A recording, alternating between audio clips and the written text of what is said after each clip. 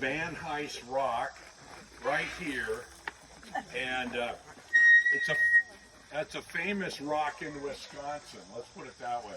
A whole bunch of geologists started coming by here and started talking about this rock, how cool it is, and in relationship to that rock on the other side of the road, which is also the Baraboo quartzite. And you can see regionally where we're sitting here, which way is north?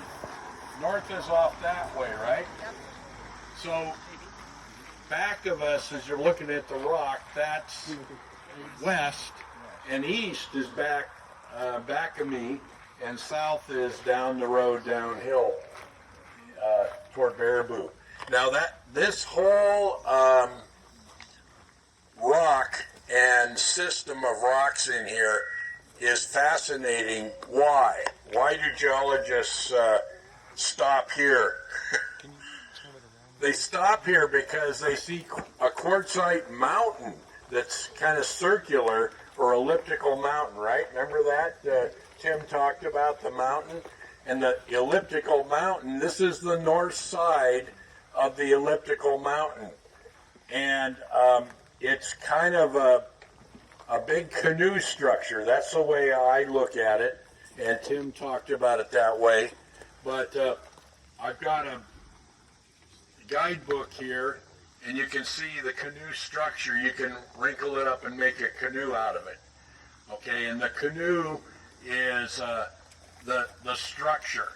And we're on the north side of the canoe over here on this side, and down over there to the south is the bottom of the canoe, and then the other side of the canoe is about 5 miles south of us, and that is the Baraboo syncline. Baraboo syncline, that's what it's called. And we're right here on the north side of the Baraboo syncline.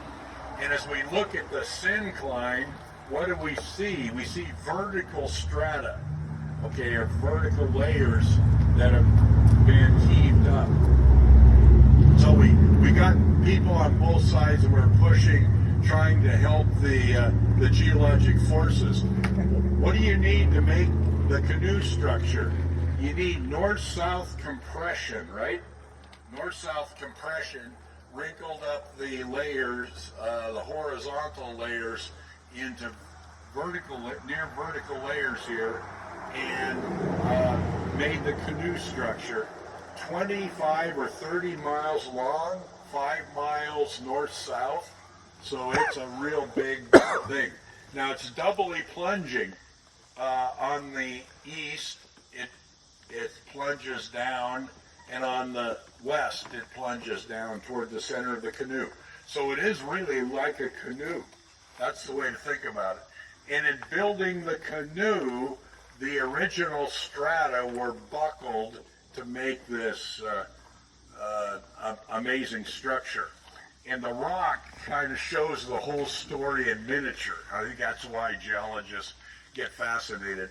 But Van Heist was a professor at University of Wisconsin. He was interested in structural geology. There was a lot of good geologic thinking going on about 1910, right in that time frame. And geologists started marveling at the amazing canoe structure, the Baraboo syncline. And Van Heist talked about it. He became president of University of Wisconsin, and then he was involved with the Geologic Survey of Wisconsin. And so a whole bunch of geologists were discipled, essentially, into talking about the geology of the Baraboo syncline. And you can see it in the rocks here. Now, we have vertical drill bit that were, those cores were drilled, and that was used for blasting the quartzite to build the road cut here. But this rock was sitting out on the other side of the road, and so they're making the turn, so why not make that through there? Okay, and so they blasted the cut through the Baraboo quartzite. Now it's hard to see the vertical orientation of the strata. The best place to see it is right here in the rock. And so this is kind of the talking point here is we see vertical strata. We see basically three parts to this rock. We see the Baraboo quartzite, then we have the Baraboo phyllite, and then we have more Baraboo quartzite. You see that? So we have three layers here that are tipped up in this canoe structure.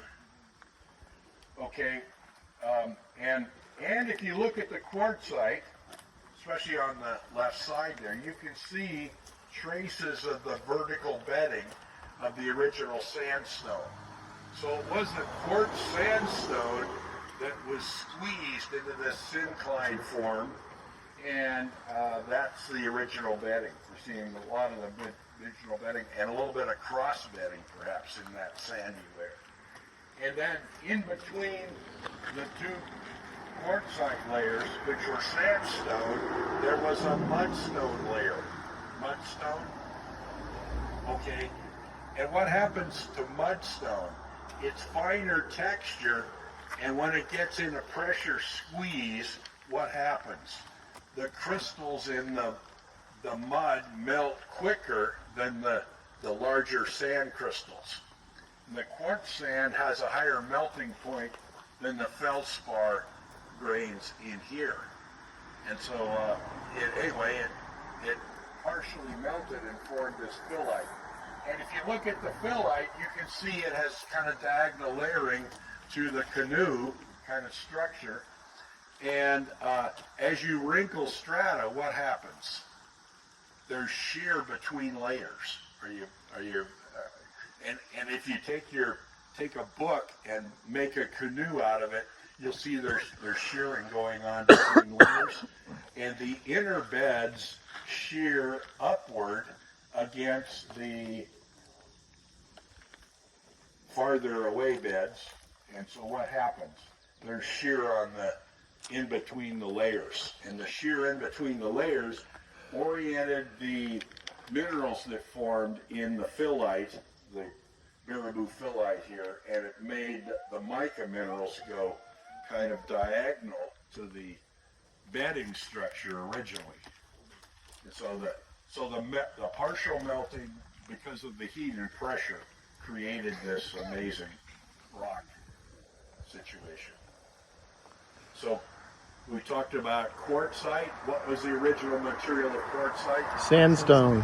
Sandstone. And then we talked about phyllite. What was the original material of Mudstone. Mudstone. And the wrinkling and the compression forces, enormous compressive forces that formed this, made this giant canoe and created the miniature mica orientation relative to the whole canoe structure. And so when geologists saw this back 100 years ago, they started thinking, oh, I've seen that kind of thing elsewhere. And this became kind of the springboard for talking about what? What was that word I used 2 days ago? That we don't speak in tongues without an interpreter. Foliation. So that's foliation. And so foliation was defined here at this holy place and exported elsewhere. Is that a good way to say it? Tim, do you want to say something? You covered it all. Okay. I do notice though, and help me out. Across the street, I see a set of fractures. Mm-hmm. One is oriented this way, and another is oriented this way, and they come together like that. You see that? Yeah. That set of fractures is also an indication of the stress field that created this structure, and I'll go over and I'll point them out. Can you move your mic closer? Okay, he's going to go across and he's going to point to two directions of vertical planes. Two directions of vertical planes, and how they intersect the north limb of this canoe structure. Judging from the orientation of the beds of sandite rock, I would say that this is the bedding surface right here. Yeah. But if you look, there seems to be a surface here. And that surface is also here. And if you look around over the entire rock mass, you'll see it. There's some planar surfaces. And they show, when I look at it closely, I see what's called plumose structure, which forms in a tension fracture. Okay, so I see that one, but there's also one right here. So it's a little bit harder to see. Let me see if I can find a good example.